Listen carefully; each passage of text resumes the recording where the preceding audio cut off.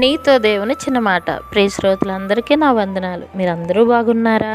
మీరందరూ బాగుండాలని, వాక్యం ద్వారా స్థిరపరచబడాలని ప్రార్థిస్తున్నాను.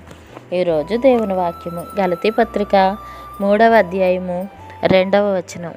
ఇది మాత్రమే మీ వలన తెలుసుకొనగోరుచున్నాను, ధర్మశాస్త్ర సంబంధ క్రియల వలన ఆత్మను పొందితిరా, లేక విశ్వాసముతో వినుట వలన పొందితిరా? ప్రియా దేవుని బిడలారా, ఆత్మను విశ్వాసముతో పొందితిరా.